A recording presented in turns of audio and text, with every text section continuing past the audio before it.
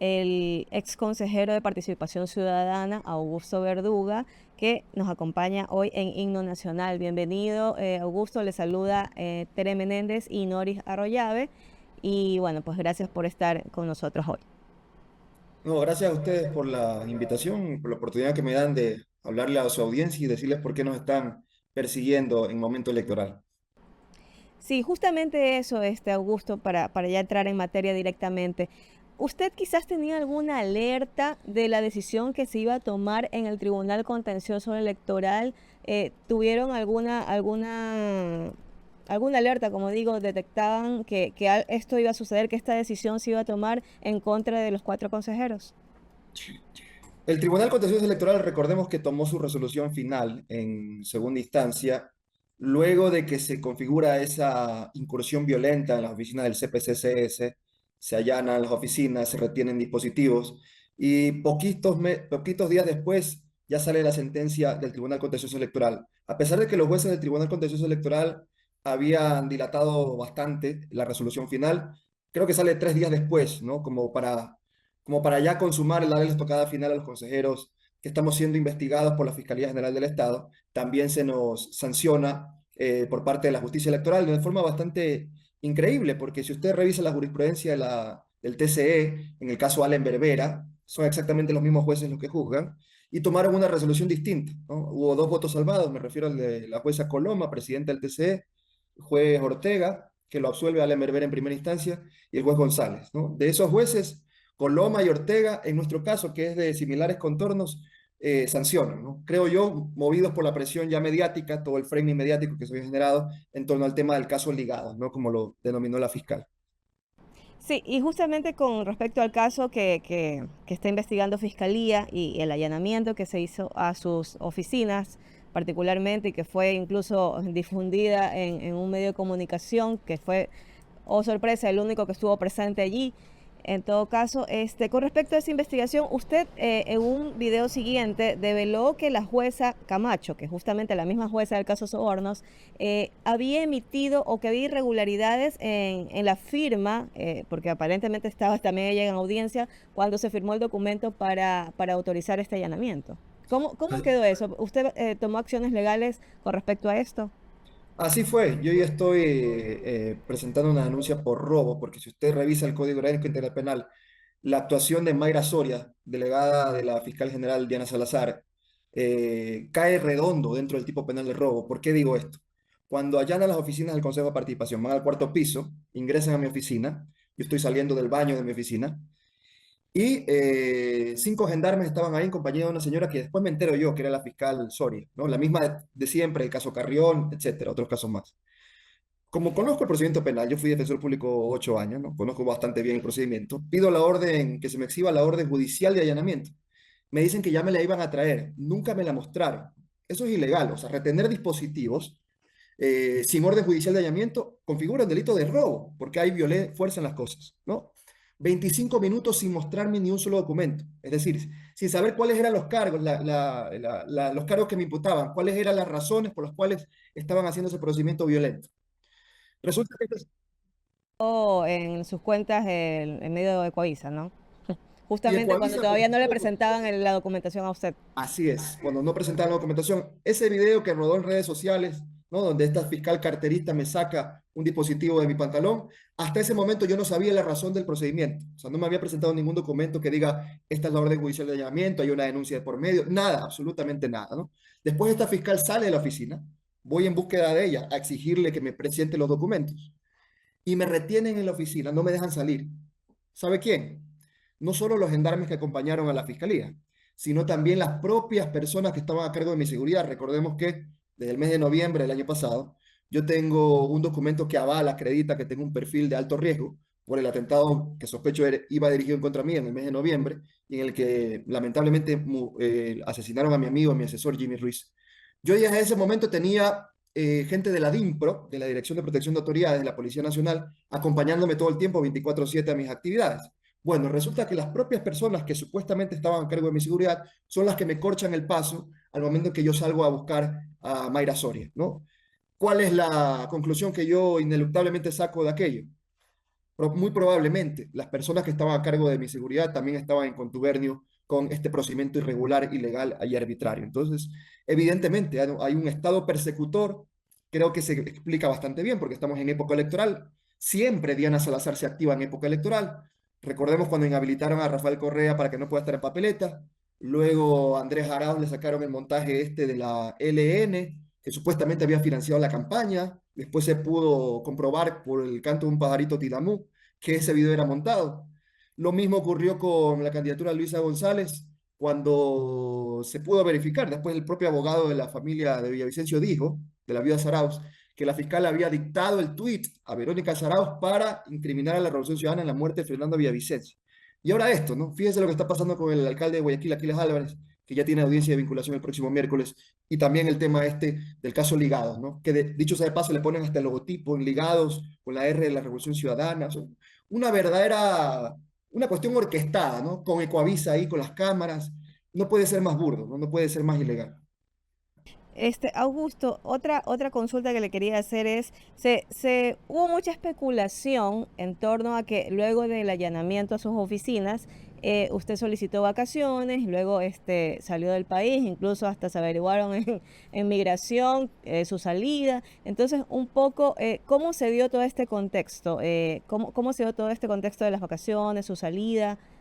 Para un poco aclararlo. Gracias por esta pregunta. Fíjese que nosotros los servidores públicos, bueno, en mi caso ex servidores públicos, tenemos que siempre hacer la planificación de vacaciones del próximo ejercicio, o sea, del año 2025.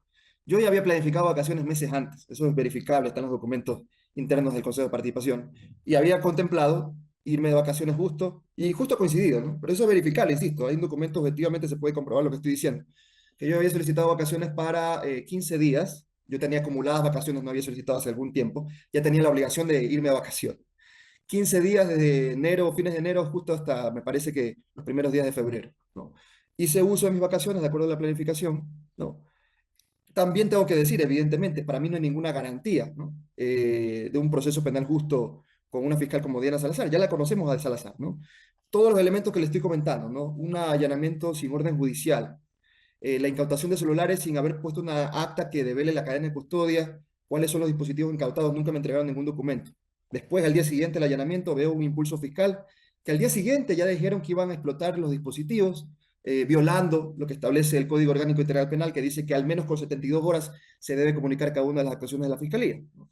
¿Qué garantías había de que en ese momento, si yo me iba, porque yo salí por tierra, ¿no? Que si yo iba a la terminal aérea, no me iban a clavar la típica de Salazar, ¿no? Una boleta de detención con fines investigativos, ¿no? Es la clásica. Y luego cuando te llevan a rendir, a hacer la declaración, ahí mismo te hacen la formulación de cargos, te ponen medida cautelar de prisión preventiva y tú no tienes ni siquiera derecho a poner un abogado para que te defienda. Entonces, esa cuestión que mucha gente dice en redes sociales, ah, no, porque es que no vuelve el que nada debe, nada teme, eso no rige en el Ecuador de hoy, porque no existe Estado de Derecho. El que en Ecuador de hoy, en el Ecuador de hoy, el que nada debe teme mucho y el que debe mucho no teme nada, porque tienen una justicia secuestrada. Somos el país con peores indicadores de la justicia, ¿no? ¿Qué hace Salazar, no? Los casos realmente importantes. Hernán Luque Lecaro, ¿no? Hace un año y medio identificado en Argentina y todavía no ha hecho ni siquiera la diligencia para la extradición, ¿no? Que fue este señor, recordemos, ¿no? Uno ex gerente de la ENCO, caso Encuentro, amigo personal de la Ney Carrera, y no ha hecho absolutamente nada. A mansalva los asesinatos en las calles. ¿Cuándo hemos visto un sentenciado por narcotráfico por parte de algún impulso fiscal de Diana Salazar para que se haya logrado una sentencia condenatoria? O el reclutamiento de menores, ¿no? Entonces, la fiscalía no funciona como órgano investigativo, funciona como un instrumento de persecución política y con mayor énfasis en época electoral. Buenos días, Noris Arroyo te saluda. Entonces, en este contexto de tu salida del país que coincide con las vacaciones, decides mantenerte afuera por un tema que tú consideras que hay falta de garantías para un debido proceso. Es lo que entiendo. Así es, Noris, así Ok. es. En el caso de que se abra ya un proceso judicial en tu contra y en el de los otros implicados en el caso ligados, ¿seguirías en esta misma situación, defenderte desde afuera, hasta que por lo menos haya una nueva fiscal? ¿O cuál es el contexto que tú crees que se requiere en el país para que cualquier ciudadano, no solo ustedes, puedan venir a enfrentar la ley y defenderse en derecho? Claro, una fiscal decente, una fiscalía decente. Fíjate que también se explica bien lo que ha pasado, Nori, gracias por esta pregunta, porque yo fui pues el consejero que más estuvo hincando el asunto del concurso de renovación de la máxima autoridad de la fiscalía. Recordemos que a Diana Salazar se le acaba el periodo en abril del 2025. Yo estuve insistiendo de forma neurótica el año pasado con confeccionar el reglamento, ¿no? Que va a ser las reglas del juego para el concurso de oposición y méritos. Mutis por el foro, los demás consejeros, era una intención deliberada de prorrogar a Salazar en sus funciones. Yo lo venía advirtiendo ya desde hace 7 meses atrás, ¿no? A fuerza de tanto insistir, hicimos mesas técnicas de trabajo, confeccionamos el reglamento con algunos de los aportes de los demás despachos, pero siempre hubo un freno, ¿no? Mientras yo trataba de empujar el asunto, conforme a nuestras atribuciones, los otros consejeros lo querían retrasar, ¿no?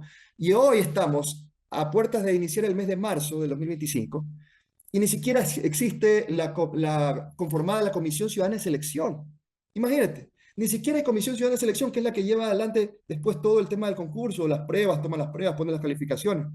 De tal suerte que, Noris, llegará el mes de abril del 2025, se le acabará el periodo a Diana Salazar, y el Consejo de Participación Ciudadana ni siquiera habrá, estoy seguro de lo que te estoy diciendo, ¿no? Ni siquiera habrá hecho la convocatoria para iniciar el concurso. O sea, a este ritmo, la señora Salazar se prorrogará en sus funciones más de un año, ¿no? Eso es lo que estaban buscando desde siempre. Como Salazar sabía que era yo el único que estaba impulsando este proceso, o bueno, con mis otros compañeros también, Yadira Salto y la señora Bonifaz, ¿no? Pero yo era el que estaba liderando ese proceso, ¿no? También tenía una excusa más para decir, este nos lo bajamos, ¿no? Porque nos está haciendo la embarrada, pues, ¿no? Nos está tratando de sacar del puesto, ¿no? Y mucha gente decía, no, es que Salazar se tiene que prorrogar. En cumplimiento de la ley, lo que corresponde es que Salazar ya deje la fiscalía en abril de 2025, ¿no? Momento, cuando conversé contigo en una ocasión anterior, hablábamos de si realmente el Consejo de Participación Ciudadana, como está concebido en este escenario político y desde hace algunos gobiernos atrás, funciona realmente para lo que fue creado. Después de todo lo que ha pasado, entendiendo de que estamos con consejeros del suplente, o sea, ya ni siquiera me sé los nombres. Y tampoco sé si tienen las capacidades, respeto lo digo, y el conocimiento necesario para estar en donde están. Entonces, este Consejo de Participación Ciudadana, en la situación en la que vivimos como país, ¿es válido que se mantenga o sí hay que de verdad empezar a replantearse la posibilidad de que esa no es la vía y ese no es el formato que requiere el país en este momento? Alguna vez lo conversamos, como bien indicas, Noris, y yo te había comentado aquella vez, y lo sigo sosteniendo hoy, que me parece que el Consejo de Participación carga con una gran cruz, que es la designación de autoridades de control. Es una tarea altamente demandante, que a veces impide que los consejeros tengan tiempo liberado para ocuparse de estos otros menesteres, que son fortalecer la Secretaría de Transparencia y Lucha contra la Corrupción, promover las veedurías, observatorios, comités de asesores y servicios públicos, defensorías comunitarias, audiencias ciudadanas, promover la constitución de consejos barriales, consejos comunales, asambleas locales ciudadanas, en fin. Es demasiado grande el espectro, ¿no?, que abarca el Consejo. Pero claro está, no importa cuán bueno sea el diseño de una institución, si es el factor humano el que falla, no importa si tienes el mejor diseño posible, siempre se va a fallar. Si es que el factor humano falla, no hay un diseño que pueda suplir esa falencia. Pero si me preguntas por una reforma normativa al Consejo de Participación, yo sí, después de haber estado casi 2 años en funciones, diría que lo óptimo es que el Consejo solo se dedique a los otros temas que no tienen que ver con designación de autoridades y que quizás exista un órgano distinto, por ejemplo, conformado por un delegado de la función de transparencia, otro delegado de la función ejecutiva y otro de la función legislativa, que se ocupen única y exclusivamente de la designación de autoridades de control. Un órgano adicional que se debería crear, según la experiencia incluso que tú has tenido desde adentro del Consejo de Participación Ciudadana, que no sea la Asamblea, porque si no es lo mismo, pues volver a lo que había, que es casi un toma y daca. Sí, sí, sin duda alguna. Yo creo que, o sea, hay que leer la historia reciente de nuestro país, ¿no? ¿Por qué se creó el Consejo de Participación y se le dotó de estas atribuciones? el ex Congreso Nacional designaba estas autoridades y entonces los partidos políticos se repartían cual botín entre piratas las autoridades de control, ¿no? Tú pones defensor público, yo pongo defensor del pueblo, tú pones el superintendente de compañías, yo el otro partido pongo superintendente de bancos, ¿no? Entonces, un poco para terminar con ese reparto partidario de las autoridades de control, se dota a la función de transparencia a través del Consejo de Participación de la facultad de poder designar autoridades. Creo yo, 2 años después de que esté en funciones, que cuanto el modelo más partidario de designación, así como el modelo más ciudadano, ¿no? Recordemos que esto venía de la ola de la Revolución Ciudadana, donde nace la Constitución de Montecristi, entonces era la revolución de los ciudadanos, la dicotomía de aquella época era ciudadanos virtuosos versus políticos perversos, ¿no? Creo que un poco sirvió eso para satanizar el rol de los partidos, ¿no? Ahí creo que hay un error, pero en todo caso esa fue la idea, de ciudadanizar el tema de designación de autoridades. 2 años después, digo, tanto el modelo partidario cuanto el modelo más ciudadano, creo que ambos son modelos que han fracasado y que obviamente amerita hacer una reflexión más profunda sobre cuál debería ser el modelo más óptimo para nuestro país, ¿no? Pero insisto, no importa el diseño si el factor humano falla. Ahora, Augusto, esto sí lo quiero preguntar porque en el, como estábamos como país, en esta polarización, en esta dinámica política, ¿no les pareció una torpeza hacerlo del superintendente de bancos? Que sabían a lo que se podía tener y mira todo lo que desencadenó. Pero fíjate, Noris, que a Raúl González Carrión le da la razón la Corte Constitucional. Por eso es que es una cuestión de realmente traída de los pelos todo lo que pasó o el desenlace de este caso. Porque fíjate que, recuerda tú, Raúl González Carrión estuvo integrando la terna para la superintendencia de bancos por parte de Guillermo Lazo. Yo digo que este señor se les coló en la terna porque no iba a ser funcional a sus intereses, no iba a responder a los intereses de la banca privada y más bien había tenido un plan robusto de combate al lavado de activos, al lavado de dinero, ¿no? Pero resulta después que la designación del Consejo de Participación lo posesiona la Asamblea Nacional a Raúl González y por último le emite la propia superintendencia una acción de personal, ¿no? Estuvo ejerciendo como superintendente de banco durante 3 días y luego viene alguien, un tercero que se dijo perjudicado y presenta una demanda para sacarlo, ya posesionado, ya en el cargo, sacarlo de la superintendencia, ¿no? Prospera esa demanda constitucional, González Carrión apela, ratifica la sentencia en segunda instancia y luego presenta acción extraordinaria de protección ante la Corte Constitucional. Bueno, cuando llega la sentencia a la Corte, pasa 1 año y medio.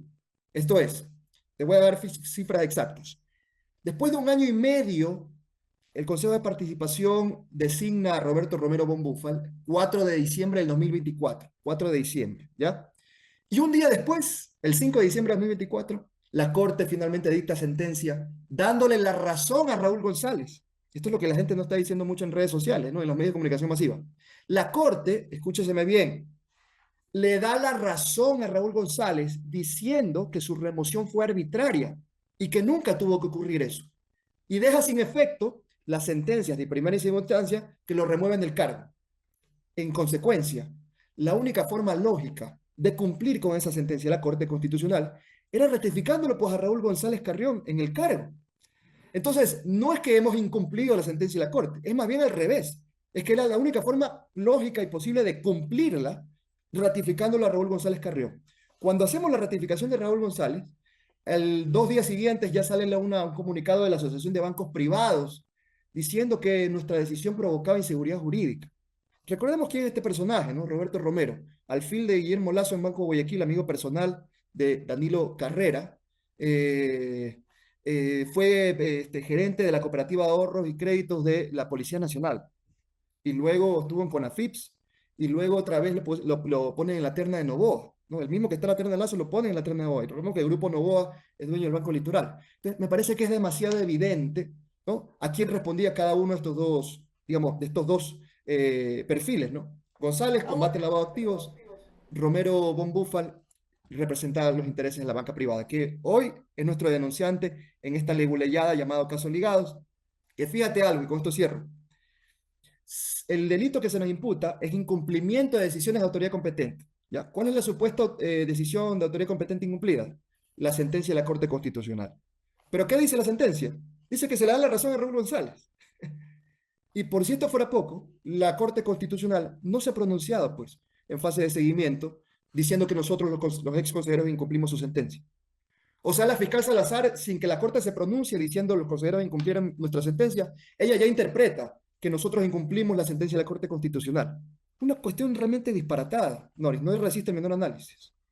Sí, definitivamente todo se ve muy político. Y justamente hablando de este caso del superintendente de bancos, ¿no cree, Augusto, que debería haber, más allá de otro órgano que se encargue de la designación de autoridades, sino más bien ir de raíz con los cambios, no sé si requieran cambios incluso constitucionales, para que deje de designarse autoridades enviando ternas, por ejemplo, del Ejecutivo, o en el caso de la judicatura también, que tengan que todas las funciones del Estado enviar sus ternas para conformar a un órgano administrativo de la justicia? Entonces, siempre al final todo termina teniendo nexos políticos. ¿Y cómo acabar ya de raíz con eso? Porque no solamente es un tema de institución, en este caso del Consejo de Participación Ciudadana, ocurría cuando lo hacía el Congreso, o sea, sigue ocurriendo porque los nexos políticos están. Incluso hay señales claras de que hay nexos de este gobierno, del actual gobierno, con consejeros, o al menos un consejero que ya no está allí también, y que se veía claramente la operación política dentro del Consejo de Participación Ciudadana. ¿Cómo evitar esto ya? Cambios de raíz. Fíjate que justo es algo el que no me pararon mucha bola cuando yo alguna vez lo socialicé siempre desde el primer momento con los demás consejeros.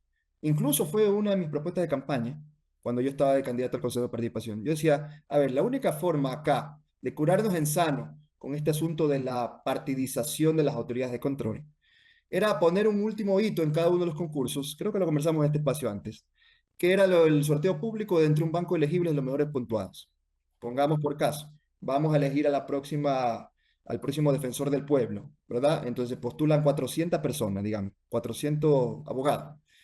Y de esos 400 pasan los filtros 200, ¿ya? De esos 200, cuando se hace el concurso de méritos y oposición, 10 son los que superan, o 15 superan el umbral de 90 sobre 100, ya después de los exámenes escritos, por el conocimiento, el examen del perfil, ¿no? El currículum, etcétera. Ya, de esos 15 mejores puntuados, ¿no? Uno saca 91 sobre 100, otro 99 sobre 100, otro 95 sobre 100. Bueno, de eso vamos a hacer un sorteo público de la forma más transparente posible, ¿no? Incluso con medios de comunicación presentes, notario, etcétera. Y quien resulte sorteado o sorteada será el próximo defensor del pueblo. Uno podría decir, no, pero qué injusto, ¿no? No, pero el que saca 91 sobre 100 no necesariamente tiene menos credenciales para ocupar el cargo que el que sacó 100 sobre 100, ¿no? Entonces, qué mejor que librarlo a la suerte, lo más democrático posible. Con esto, ¿qué ganas? Ya no es políticamente rentable pues, para los movimientos y partidos lobear a autoridades de control, porque si finalmente todo va a estar librado a la suerte, de entre un grupo de personas que se entiende cuentan con las credenciales para ejercer ese cargo, creo que nos ahorraríamos muchísimo tiempo, ¿no? Entonces me Se parece la que... ponemos más difícil.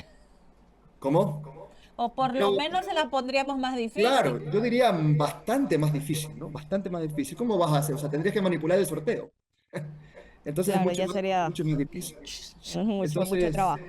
yo creo que con este tipo de propuestas creativas uno puede destrabar un poco este tema.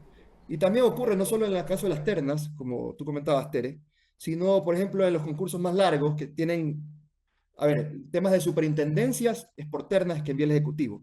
Todas las ternas de superintendencia del Ejecutivo y vocales del Consejo de la Judicatura los envían 5 funciones, ¿no? O 5 instituciones. En cambio, las otras autoridades son por comisiones ciudadanas de selección. Pero si tú revisas el diseño, también las comisiones ciudadanas de selección tienen delegados de cada una de las funciones del Estado. Por ejemplo, para concurso de fiscal general del Estado, va a haber un delegado de la función ejecutiva, otro del Parlamento, otro de la función judicial, otro de la función electoral y otro de la función de transparencia y control social. Entonces, inevitablemente va a haber ahí una suerte de, vamos, el delegado de la función ejecutiva en la comisión ciudadana, ¿a quién creen que va? ¿Dónde? ¿A quién creen que va a responder? A la función a la que representa, ¿no? Por algo lo han puesto ahí. Sí, me Ese es el parece que hay problema. un problema en el diseño. Claro, definitivamente. Augusto, yo por mi lado le agradezco mucho este espacio, esta entrevista, haber aclarado un poco el contexto en el que se dio todo esto de su salida del país, el tema de lo que ocurrió realmente ese día, el allanamiento y cómo se va a desarrollar pues este proceso, y vamos a estar vigilantes de cómo actúa Fiscalía, quizás me imagino con celeridad como ciertos casos selectivos que tiene, ¿no? Así es. No, yo les agradezco por haberme permitido contar mi verdad, lo que ha pasado realmente. Y decirle final, quizás como conclusión final, lo que está pasando con la fiscal Diana Salazar no es apenas una persecución contra objetivos políticos específicos, ¿no? Es un lastre que erosiona la democracia misma, porque nosotros fuimos elegidos, quien les habla, con casi 2 millones de votos en las urnas, ¿no? Y hoy por hoy ya no tengo trabajo, bueno, he perdido mis derechos políticos por 4 años, imposibilidad de ejercer cargo público por el mismo periodo, destitución, multa de $31.000 del Tribunal Contencioso Electoral. ¿Cuál es el mensaje final que deja la Fiscalía con esta cuestión? Está enviando un mensaje disciplinador, ¿no?, al resto de la sociedad, a los políticos, empresarios, periodistas. Hay de aquel que ose cuestionar los sacrosantos designios de la Fiscalía General del Estado o de este gobierno que tiene a la Fiscalía como su brazo ejecutor, ¿no? Porque esto es lo que les ocurre, ¿no? Los vamos a perseguir, los vamos a destruir reputacionalmente, vamos a infundir miedo, desmovilizar a la gente, vamos a hacerles creer y que se convenzan de que enfrentarse a los poderosos en el Ecuador no vale la pena porque sale demasiado alto el costo. El golpe evidentemente ha sido duro en lo personal, en lo familiar, pero yo no me voy a callar, ¿no? No voy a permitir que siga siendo un trofeo en época electoral y aquí voy a estar desde cualquier trinchera, desde la sociedad civil o desde la institucionalidad, alzando la voz. Gracias, Augusto, y esperamos que pronto puedas regresar al país para poder, con las condiciones adecuadas, defenderte en derecho. Un abrazo. Un abrazo a ustedes, Un gracias. abrazo.